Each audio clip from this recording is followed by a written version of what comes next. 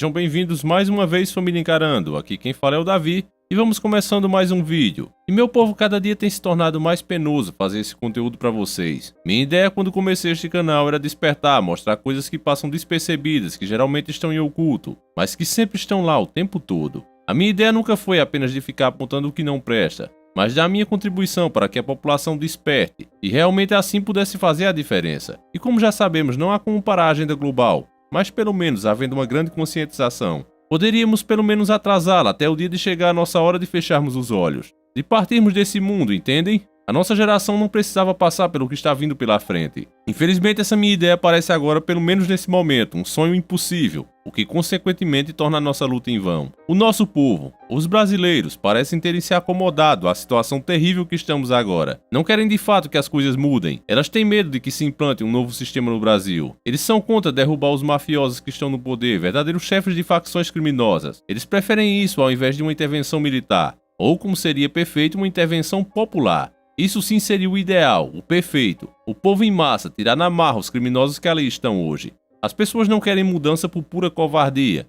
Preferem continuar com um sistema que já sabem que está podre ao invés de tentar um outro que, na pior das hipóteses, ficaria igual aos que estão aí ao passar do tempo. E falando com sinceridade com vocês, eu acho que a posição desse povo, na sua maioria, não passa de puro egoísmo e covardia. A pesquisa que saiu na mídia onde dizia que 92% da população apoiava a greve, porém menos da metade estava disposto a pagar os prejuízos, é a mais pura verdade, embora muita gente tenha dito que foi manipulada. É claro que as coisas nunca são como a mídia fala, como ela coloca os fatos para nós. Não existe prejuízo para o povo, mas sim para os corruptos que iam ter que arrancar algumas de suas cabeças para contornar a situação. Só que para isso acontecer, o povo teria que fazer um sacrifício momentâneo por um ganho muito maior. Seria de fato a nossa liberdade. A diferença de hoje para antigamente é que os opressores eram conhecidos, as pessoas sabiam quem eram os inimigos. Hoje os inimigos estão dentro do sistema e ninguém sabe que eles existem. Isso é o pior. Quando você não sabe que uma coisa existe, você não pode se defender dela. A paralisação que houve no Brasil se tratava de uma guerra sem armas. Mas como toda guerra, exigia alguns sacrifícios. Não se faz omelete sem quebrar alguns ovos, todos nós sabemos disso.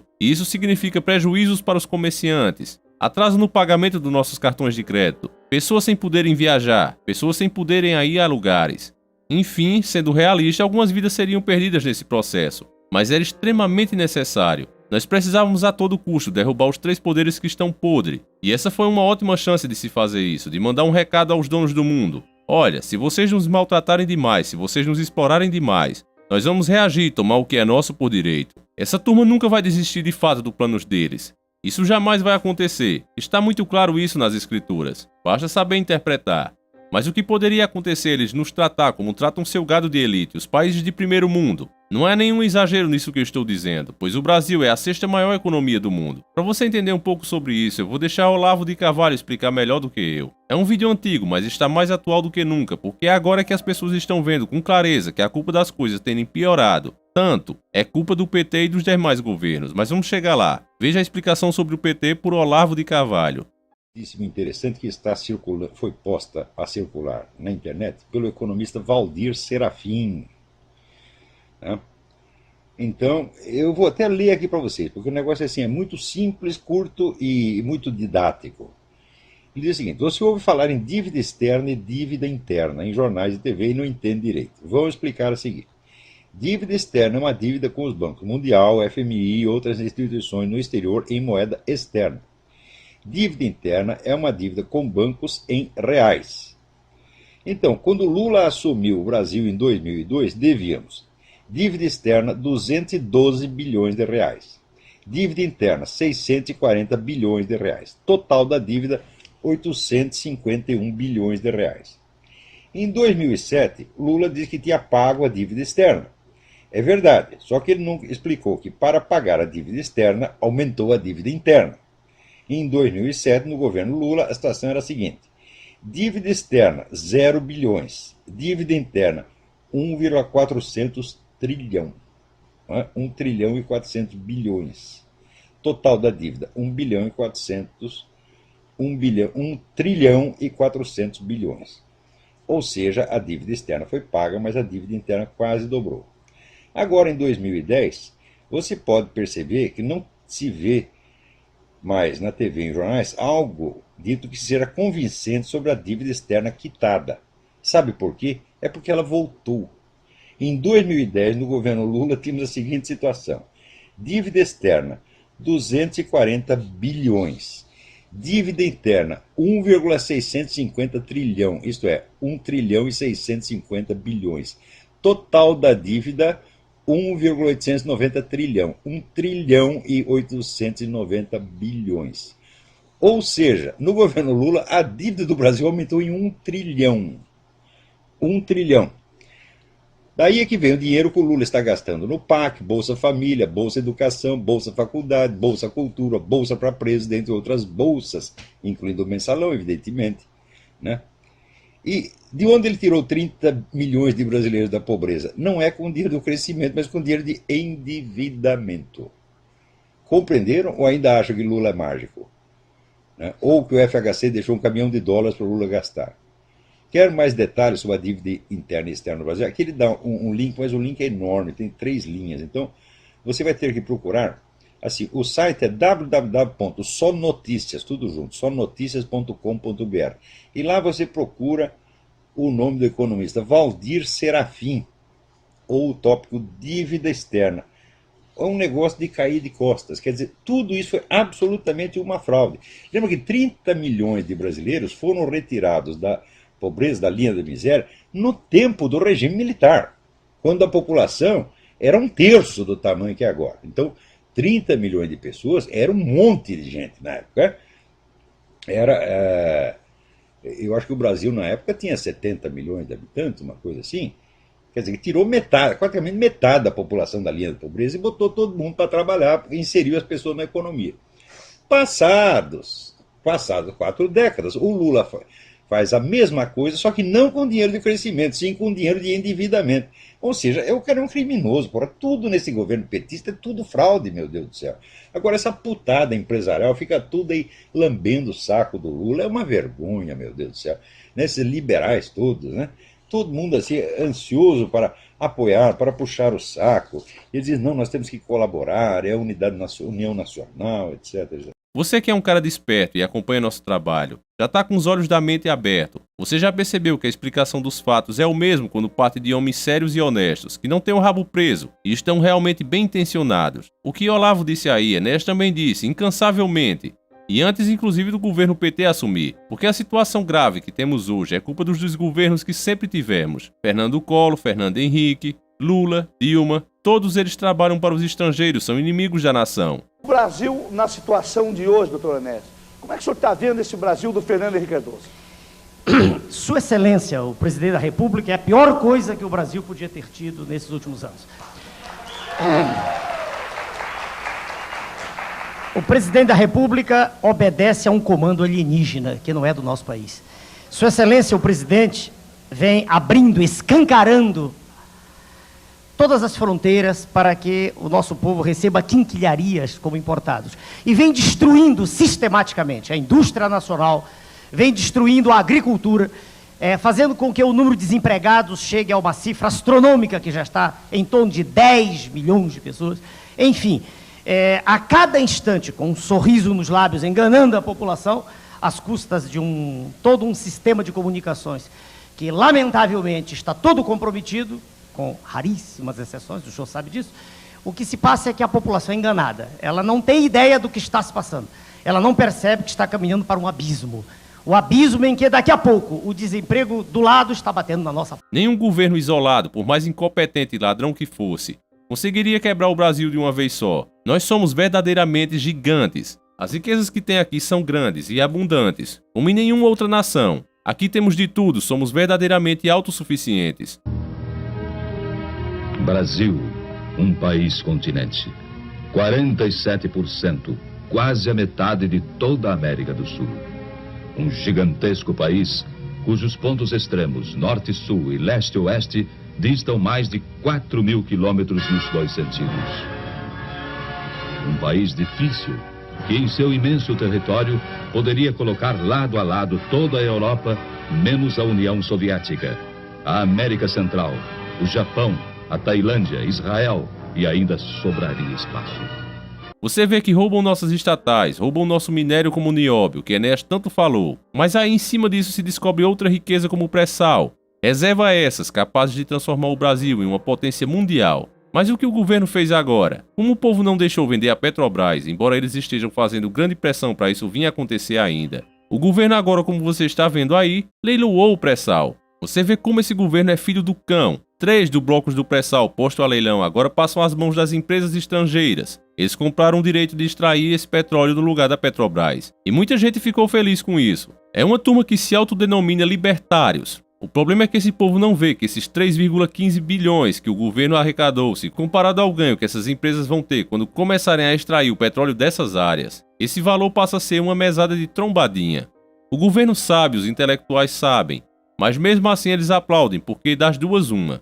Ou ganham dinheiro para assim fazerem, ou são burros e tapados mesmos. O que o governo fez, explicando de uma forma simples para que todos que é lá de nós puder entender de forma clara, é como se eu e você que está vendo esse vídeo agora, nós soubéssemos que embaixo de nós tem uma pepita de ouro que vale aqui uns 100 mil reais, ok? Nós já sabemos disso, vimos quando foi enterrada e vigiamos até agora e ninguém mexeu. É 100% de certeza que ela está lá e vale os 100 mil reais. Para tirar essa pepita de ouro daí, nós precisamos cavar. E eu não quero fazer isso, e você também não. Estamos com uma preguiça de fazer doer até o caneco. Então um cara de fora que sabe o valor dessa pepita, vendo a nossa preguiça, ele nos oferece 2 mil reais pra gente ir embora e deixar ele cavar. Ele ainda diz que nos dará uma parte do lucro depois que conseguir tirar ela de lá, a pepita, quando conseguir vender a pepita de ouro. Só que ele já nos alerta que vai tirar todas as despesas que ele disser que teve, ok? As despesas que ele disser que teve. É óbvio que se na realidade isso tivesse acontecido comigo e você, se fosse realmente eu e você nesse exemplo, nós mandaríamos na hora esse cara tomar no meio do seu fedorento. Porém, esses dois caras do exemplo não somos nós, mas sim o governo corrupto, e ele aceitou essa proposta indecente. O povo é tão idiota que acredita mesmo que esses 3,15 bilhões será revertido em forma de benefício para o povo. É uma piada isso. Preste atenção se as estradas vão melhorar. Veja se vai ter remédios e médicos nos hospitais. Eles baixam alguns centavos em um ou outro produto. E o povo já pensa, tá vendo aí como é bom privatizar? Daqui a 3 meses ou menos estamos pior do que estávamos agora. E observe que essa afirmação minha tem base histórica. Cada crise que está vindo vem pior que a outra. Claro, se você vende as fontes de renda e agora tem menos dinheiro para apurar, é óbvio que se você já estava sem dinheiro hoje, amanhã, depois de vender as coisas, é que vai ficar sem dinheiro mesmo. Você que assiste nossos vídeos sabe que gostamos de trabalhar com fatos e não apenas falando. Falar até papagaio fala. Vamos voltar juntos a 1975 no documentário da Rede Podre. E você vai de novo ouvir falar em crise, na terrível crise. É uma coisa que nunca passa de verdade. Apenas dá uma leve aliviada e depois volta com força total. Muito mais devastadoras do que antes. É sempre assim. E voltemos, portanto, um pouco ao passado. Sem ódios nem rancores, apenas para comparar. Foi há muito pouco tempo, apenas 11 anos. Aqui eu peço licença para interromper, para debochar um pouco do gado estúpido que acha que quando falamos que os senhores do mundo, esses que chamam de banqueiros internacionais, donos das empresas multinacionais, bilionárias, fazem todos parte de uma seita maldita, os senhores do mundo, conhecidos por Illuminati, servos diretos de Lúcifer, e que não perdem uma só oportunidade de impor sua simbologia e sua numerologia. Aí está de novo o 11, sempre o 11, presente em tudo que eles fazem. E para aqueles que ainda acham que tudo isso é fantasia, coisa da nossa cabeça, eu faço a pergunta: vocês vão continuar sendo gado? A decisão é sua, pois os fatos estão aí diante de você. E o Brasil sofria uma de suas piores crises.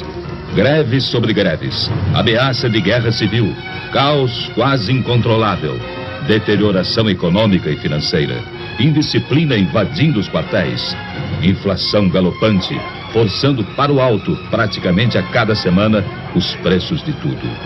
Foram momentos terríveis.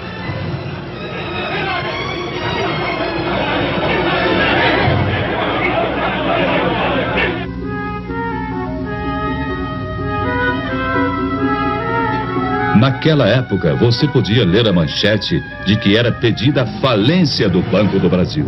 E agora, meus queridos inscritos, ouvindo essa matéria, vocês podem entender melhor o que eu estou tentando dizer, compreender melhor os fatos que estamos presenciando na nossa época, essa tática deles de causar uma crise para fazer com que o próprio povo peça para se desfazer de tudo que é deles mesmo, já é velha. Hoje, só para dar como exemplo aqui, existem canais no YouTube pedindo o fim da moeda nacional, querem que o Brasil acabe com um plano real e adote o dólar. Procure e vocês vão achar isso aí, tem um monte de views e um monte de like.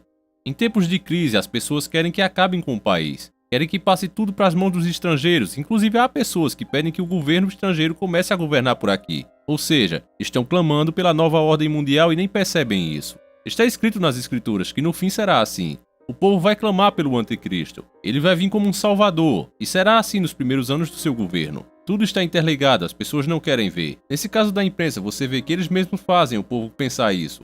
Tentam manipular o povo para que eles queiram a privatização de tudo. Neste caso aí do documentário, a destruição do Banco do Brasil.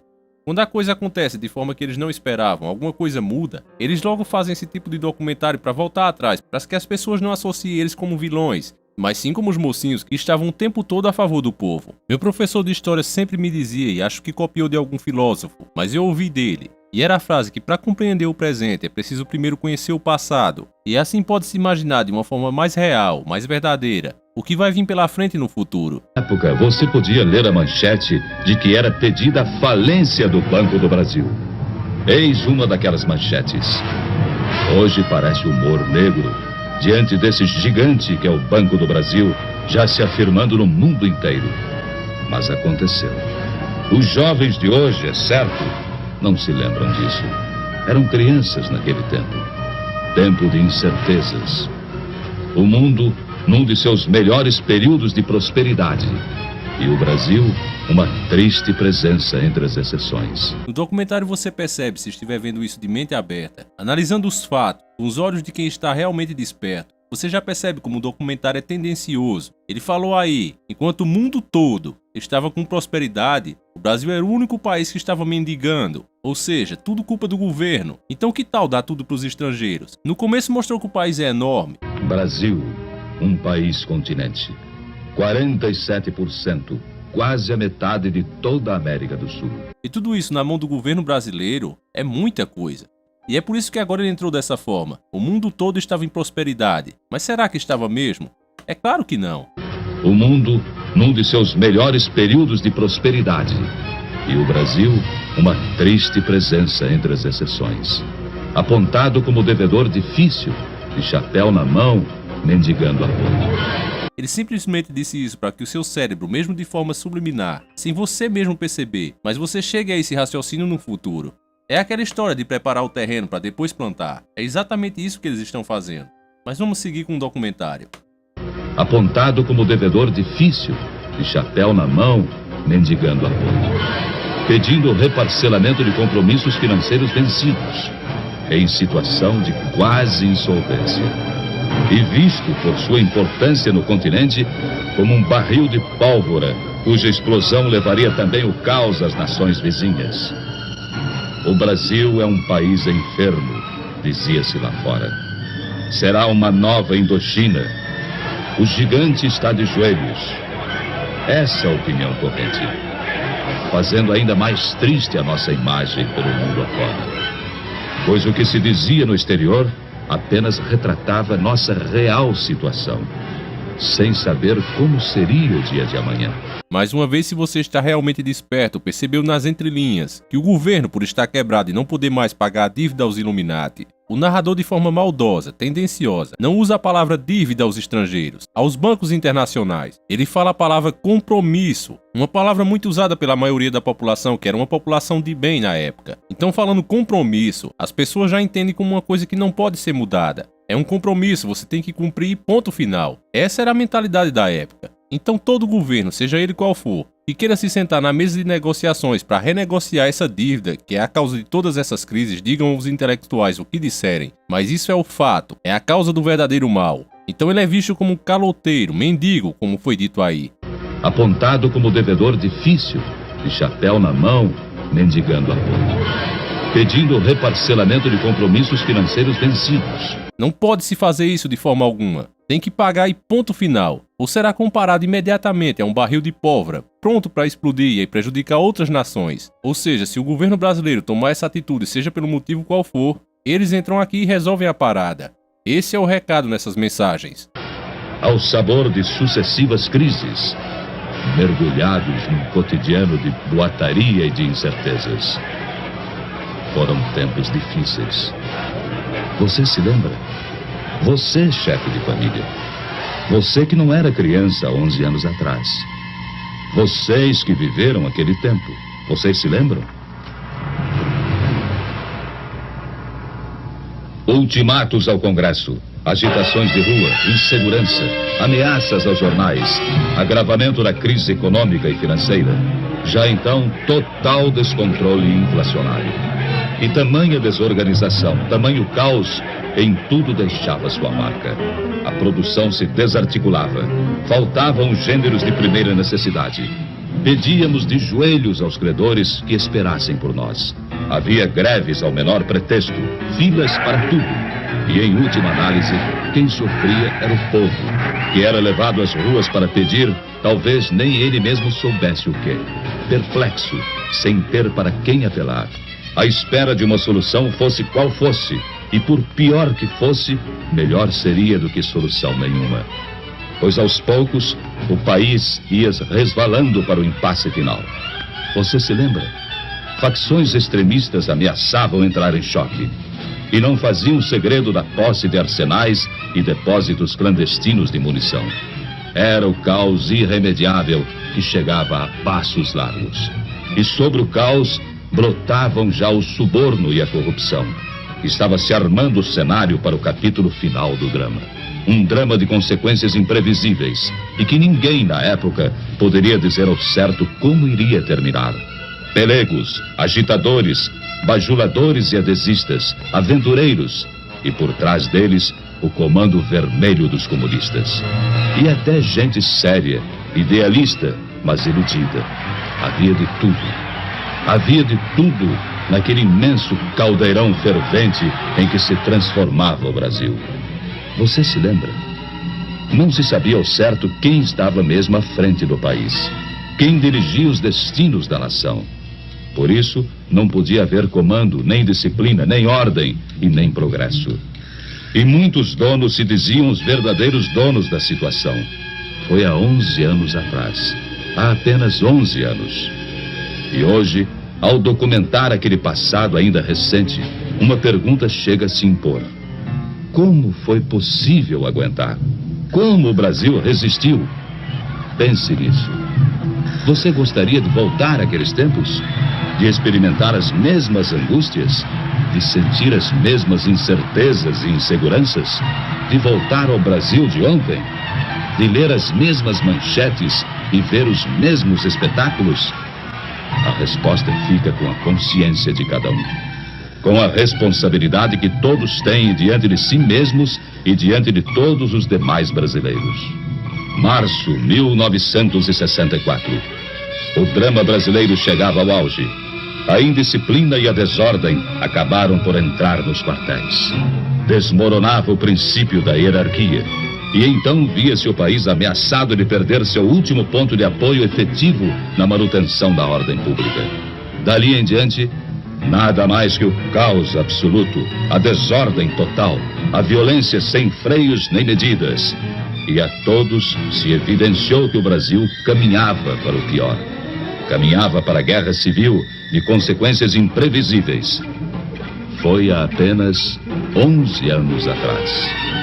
O peso do medo e da angústia já era insuportável. Falava-se em matar, em fuzilar, em destruir. A união de pelegos e comunistas afiava suas armas. E tudo indicava que nos próximos dias, ou nas próximas horas, brasileiros se lançariam contra brasileiros. No norte, no nordeste, no sul, nas cidades, no campo, em toda parte. Você se lembra? Era o Brasil de ontem. O Brasil de 11 anos atrás.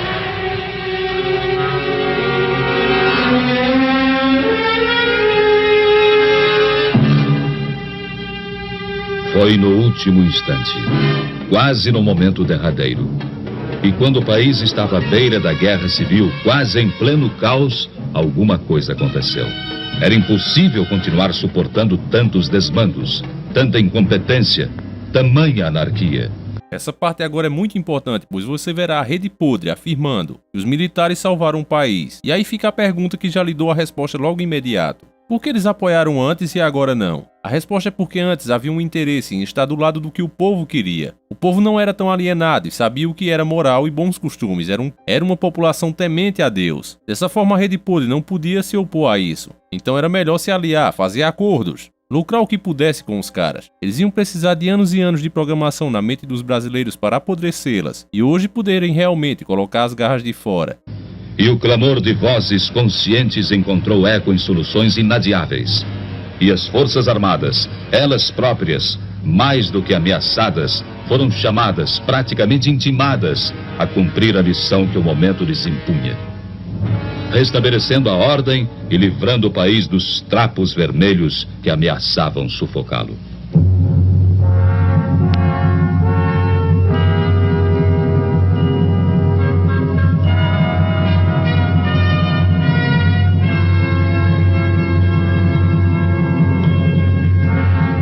Contra fatos não há argumento, né, meu povo? A intenção dessa nossa viagem no tempo é mostrar pra vocês que não importa a época, sempre que for em tempo de crise, o povo quer vender tudo, quer que os estrangeiros assumam. É incrível que se privatiza tudo e o Brasil nunca sai do vermelho. É diferente de quando você ou eu vendem um carro, por exemplo, vendemos a nossa casa, um parente nosso faz isso. Você diz, olha, fulano tá com dinheiro, fulano vendeu a casa, vendeu o carro. E de fato, mesmo que a pessoa passe por um período curto, mas ela tem aquele período que fica com dinheiro. Com o Brasil nunca acontece isso. Ao meu ver, se o dinheiro é do povo, se o governo está vendendo algo que pertence aos brasileiros, por que não deposita na conta corrente de todos os brasileiros, hein? Eu não estou fazendo aqui as contas, mas imagine que amanhã entrasse na sua conta do banco uns 8 mil reais pela privatização. Seria bom, né? É claro que essa ideia eu estou sendo sarcástico, ok? Não leve a sério, é uma ideia sem cabimento. Até porque mesmo que o governo fizesse isso para nos tapear, ele nos tomaria o dobro aumentando os impostos. Por isso que eu nunca fui a favor do aumento do salário mínimo. Eu sou a favor que se baixe os impostos e permita que as pessoas ganhem dinheiro. Aumentar 20 ou 30 reais no salário mínimo e depois aumentar as coisas em 10 ou 15%, o que acaba na prática acontecendo é você tendo um poder de compra muito menor. E o país acaba tendo mais despesas para gerar mais notas para você andar no bolso. Aquele tufo no bolso que não compra nada. E falando o correto agora, meu amigo, essas privatizações podem parecer coisa boa em um primeiro momento, mas ao longo do tempo só ficamos sem ter mais o que vender. Sem termos fontes para continuar segurando essa máquina pública que só nos explora, pois ela nunca aceita diminuir os seus lucros. Se não tem mais as estatais para elas roubarem, elas roubam o próprio povo. E é engraçado que as pessoas dizem, que mentira é essa, Davi? Eu nunca paguei isso ao governo. É claro que você paga, meu amigo, através dos impostos. Através do litro da gasolina, através da sua conta de luz, quando você compra qualquer tipo de objeto para dentro da sua casa, até alimentos. O governo nunca perde. O fato é que nós somos obrigados a nos submeter à vontade dos senhores do mundo, que vão conseguir a sua tão sonhada globalização, que na verdade não passa de um nome bonitinho para dominação global. Eu só sei, meus caros irmãos, que ao meu ver, o que é mais triste nessa história, eu só sei, meus caros irmãos, que o que mais entristece a maioria de nós é ver o nosso povo caindo no mesmo velho truque. A imprensa noticia que as nossas empresas, nossas estatais, nossas reservas de petróleo não valem nada, só dão prejuízo e o povo como sempre acredita. Quem de vocês não lembram quando começou a se falar do pré-sal brasileiro? Lá por volta de 2010, as matérias em grandes revistas internacionais e nacionais, inclusive na mídia também, diziam que o nosso petróleo era de péssima qualidade, que talvez nem desse para aproveitar, porque iria se gastar muito para refinar, talvez nem compensasse. Eu lembro até das matérias da Globo mostrando o processo e que realmente pouco iria se aproveitar do pré-sal. Queriam meter isso na cabeça do povo. Eu lembro até de uma vez ter ficado triste ouvindo isso. A INOG dizia que no máximo que se extrairia das reservas no ano de 2010 seriam 114 barris de petróleo. Estourando dizia que chegaria a 228. A extração então começou e só surpreendia todo mundo. Em 2015, o aumento na produção já passava dos 50% a mais. E cadê a imprensa nessa hora para dizer, olha, nós estávamos errados? Ou pelo menos, já que sabemos que eles nunca terão a humildade de fazer isso, pelo menos alegrasse o povo com a boa notícia. Eles hoje admitem que no pré-sal brasileiro tem mais de 176 bilhões de barris, mas esse número ainda é falso. O que se fala nos bastidores é 273 milhões de barris de petróleo. E esses são números da própria imprensa, fora ainda o gás natural e outras coisas que podem aparecer. Portanto, você pode pegar a sua calculadora e multiplicar esse número por umas 100 vezes a mais, porque vocês já sabem a corrupção desse governo que não trabalha para o povo. Então, se você está de acordo com essa minha ideia, eu acredito que a maioria dos despertos que estão aqui estão de acordo. Então nós podemos imaginar juntos que 70% do que foi extraído daqui para frente vai ser desviado por essas empresas estrangeiras. Não será contabilizado, podem ter certeza disso. A não ser que você seja muito ingênuo e acreditar no governo e na sua fiscalização. A bombada que estamos levando e vamos levar ainda, na verdade é incalculável. Se já existia corrupção com a Petrobras, imagine agora depois que privatizaram nossos poços. Eles mesmos agora terem o direito legalmente de extrair e ainda dizerem depois o quanto gastaram para fazer isso. Os senhores do mundo fizeram bem o trabalho deles, de nos dividir para conquistar. O povo não chega nunca a um acordo, cada um que quer uma coisa, a maioria olhando os seus próprios interesses, enxergando apenas o seu próprio umbigo. Estão satisfeitos com o sistema que aí está. Qualquer movimento que se pense em fazer, que se exige uma liderança para que possa dar certo, logo é chamado de comunismo, o golpe, e até quando se fala de tomar medidas mais rígidas, de terrorismo, o fascismo, qualquer nismo por aí. O povo se esquece que na história de todo o país, para se lutar por uma independência, pela liberdade, se fez lideranças. Esses líderes é que hoje são lembrados como heróis, têm cidades em seu nome. Só que se você voltar no passado, na época deles, eles foram chamados de criminosos, marginalizados pelo sistema. Muitos só tiveram o devido reconhecimento depois de muito tempo de suas mortes, de seus sacrifícios. Então por aí você já se tira o que é realidade e como é difícil ir contra o sistema. Se antes que o povo era mais disposto, mais motivado, mais unido, já era ruim de se fazer isso, de ir contra o sistema.